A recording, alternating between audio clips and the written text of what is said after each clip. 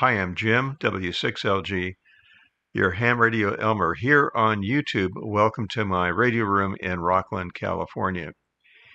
If you are relatively new to HF, that is to say, maybe you've just recently upgraded from technician class license to general, or perhaps have had a license for a while and just have not been on HF, there are some things I'd like you to think about, and that has to do with operating procedures, and in particular, some phraseology that seems to permeate amateur radio, especially with the new guys. And some of it is something to think about. Maybe you don't want to say it quite that way. Give an example, and I'm going to play a recording I made, and it is QSL. QSL does not mean over. QSL simply means confirmation. And if the station you're talking to just said, Jim, you're 5x9, that means he's understanding everything. Readability 5. He's getting it all. You don't need to interrogate him every time you turn it back to him. Give you an example. I'm going to play this. Listen to this fun thing just for a second. WB6JZC from W6ZAF, you're 5x9 QSL. QSL QSL, you are 5x9 also QSL? QSL QSL, my name is John and I am in Las Vegas. QSL. QSL QSL, John, my name is Jim. I'm in Sacramento. QSL? QSL 100%. What are your personals, Jim QSL? WB. The last phrase, maybe you didn't understand it, but it was, what are your personals? And we'll get to that in a minute. So, I almost never say QSL during a contact. I just won't do it. If the guy tells me he's hearing me great and there's no problem, readability 5, I assume that's good enough. If he's not hearing me, if he's missing words, then I'll repeat the words. For example, if he says, Jim, you're 4x5, then I might say my name, spell my name, say Sacramento a couple of times, add to that Northern California so that he's got a better chance of hearing that.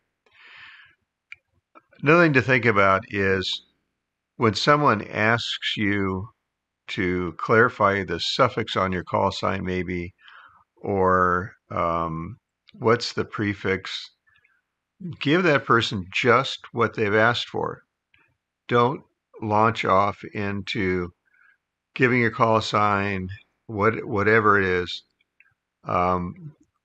Use the call sign of a deceased friend of mine, W6ZAF. If the DX station says, what is your suffix? Zulu, America, Florida. That's what he wants to hear, or some kind of phonetics with just the last part of the call sign. He knows it's a W6, but he didn't get the rest of it, and that can happen. Or he got ZAF and didn't get W6. He might say, station with ZAF, what's your prefix? Don't say, oh, QSL, it's Whiskey 6 Zulu, America, Florida, QSL, because he may not be hearing all that well. So what does he hear? He hears Z and SL, or Z and QS, or something like that. So just stick with the person has asked for. If he says, what is your suffix? Say it a couple times and then over. Another one that old guys like me laugh about is using the expression high. And it's used on CW to indicate a laugh. Why is it high? I don't know. It could have been some corrupting of ha, H-A. So saying hi, just laugh. It was funny. Don't go, oh, hi. Just laugh. Nets often have their own system of operating, and it may develop because that works for their group. That allows them to function better, to perform better.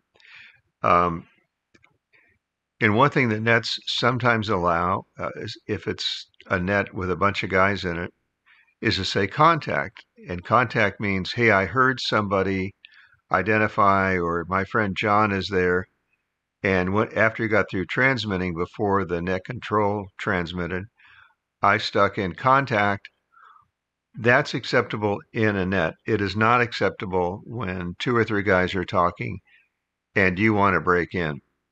So instead of saying contact, and likely that's just going to be ignored, just stab in your call sign, W6LG.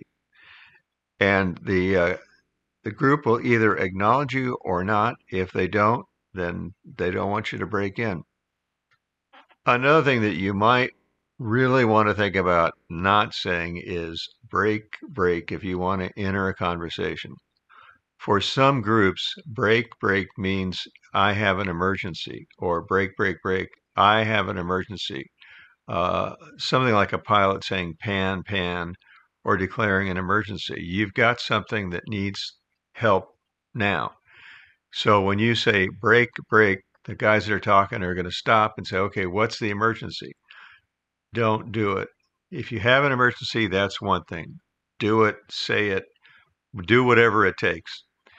But if it's just you and you want to break in, don't say break. Just put in your call sign. If they want you to break into the conversation, they'll say W6LG. Go ahead. What may we help you with? Another one is saying whiskeys. I don't know why that. I know where it comes from, but I don't know why it's being used so much. Just say watts. If you're running 100 watts, say 100 watts. Don't say 100 whiskeys. Don't, even if you've had 100 whiskeys, don't say 100 whiskeys. Just say 100 watts. In that little recording I had, the last phrase is, what are your personals? I find that one really objectionable. Just turn it back to the guy. If there's something you want to know from the guy, like his name, say, what is your name? Or what's your location? Or I'm Jim W6LG in Sacramento. Where are you? And what's your name? Back to you. Over. Another thing, FM on a repeater is different than HF. For example, if you're talking to a guy in Italy, let's say you're talking to Lauro, IK4GRO. Lauro may be hearing you relatively well, but maybe not. There's big swings in the signal strength. You're talking, a third of the way around the planet, not a third of the way, maybe a quarter of the way around the planet. And so if you say IK4GRO W6LG, name is Jim, and then you stop there, Lauer doesn't know if you faded out or what, and he may transmit, you may transmit, and things get messed up. So, give me your name and location and say over or back to you. If it's 2 guys talking and they're hearing each other really, really well, they're talking across town or from one state to another, and they're both 5x9 and they're friends, you may say, "Hey, it's Jim. How you doing?" And Bob says, "I'm doing fine. What's new with you?" Just back and forth without saying over. That's fine when you're both really strong and you're hearing each other well. But when it's a DX station, do say the word over or back to you or something to indicate you're giving it back to the DX station. When to give your call sign. You don't need to give your call sign on every transmission. So, for example, this is maybe contrary to what I just said in a way. Lauro says his name is, he's in Italy, his name is Lauro, and he turns it back to you. And you transmit, but you don't give your call sign. You don't say IK4GRO, this is W6LG. I do that a lot where I don't do that. I just say, hey, thank you, Lauro, you're 5x9, and go on with it. And then I say over when I'm through transmitting. So you don't need to give your call sign every transmission. When do you need to give it? My understanding of the rules is you give it every 10 minutes. So if you're in a conversation where guys are going back and forth, You can set up a timer. You can do whatever you need to do. Look at the clock and say, okay, at 10 minutes, I'm just going to give my call sign. And when you do that, the whole group does it. And then you need to give it at the end of the contact. So every 10 minutes and at the end of the contact. Doesn't need to be on every transmission. If you want to do that, that's okay, especially if it's a DX station. You may want to be giving your call sign so somebody who's listening knows where you are. If it's you and a bunch of guys talking, you can just go back and forth, and then every 10 minutes, everybody identifies. And when you finish, you give your call sign. This one drives me nuts. SWRS. My SWRS. My SWRS is a way of saying the SWR. The SWR is okay. So it's just standing wave ratio SWR. Say SWR. Don't say SWRS. Handle. That's sort of slams at the CB operator.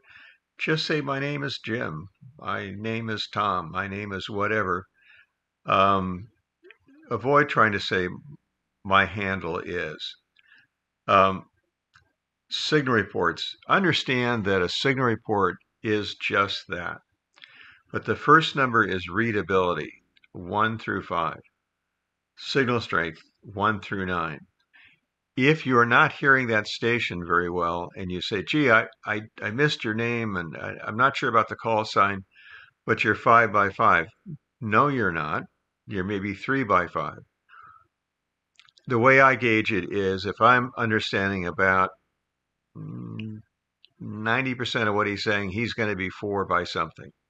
If I'm only getting, let's say, a third of what he's saying, he might be 3 by something like 3 by 3 or could be 3 by 9, where there's massive interference. He's really strong, but he's being interfered with.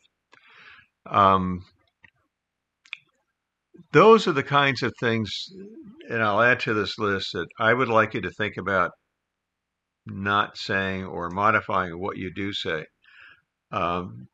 These are not hard and fast rules. They're just things that I've noted. I typed out a list and I listened to some guys on the air.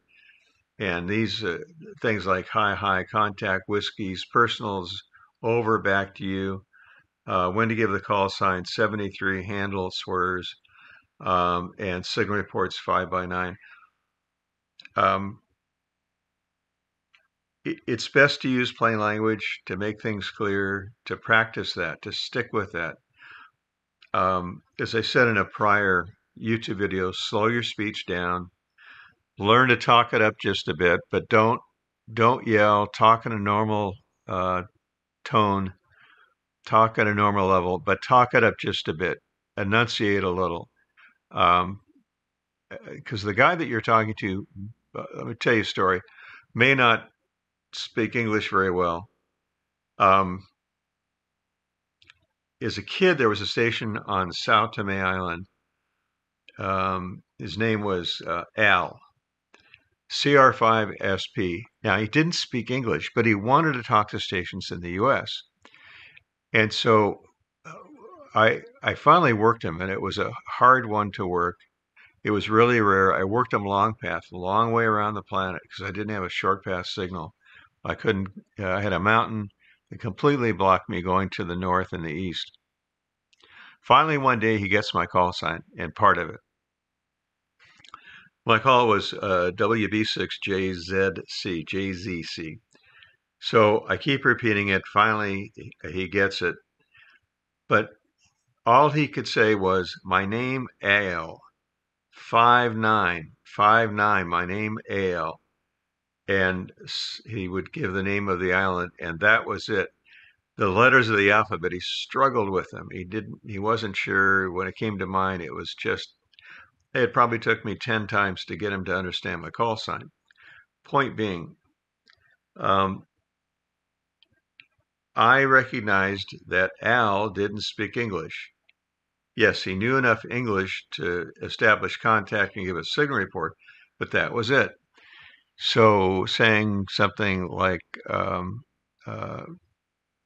yeah, my amplifier blew up and boy, it's toast. Or I let the smoke let out of it or something like that.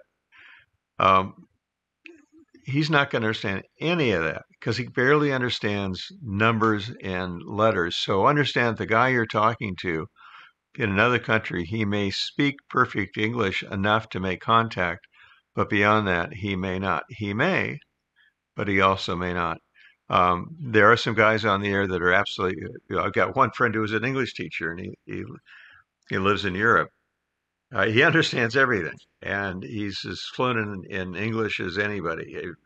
You wouldn't know that he wasn't born and raised in California. Same thing with a guy in Germany who makes antennas. His English is superb. He's absolutely fluent in every regard, and he's a bunch of fun to talk to. We engage in conversations with those guys in particular. A guy in Spain, also same thing, absolutely fluent in English. But another guy in Spain may be on at the same time, and you talk to him, and maybe he doesn't understand uh, what you're saying except for the signal reports. So sometimes it's better just to stick with the basics and turn it back to the guy and say, goodbye, buena suerte, whatever. Uh, so these are the kinds of things I want you to think about if you're new to HF. If you disagree with something I've just said, post that below. But whatever you do, check the thumbs up or thumbs down and subscribe. That helps build my subscriber base and helps in the scheme that YouTube has for compensating those who make videos. I'm Jim.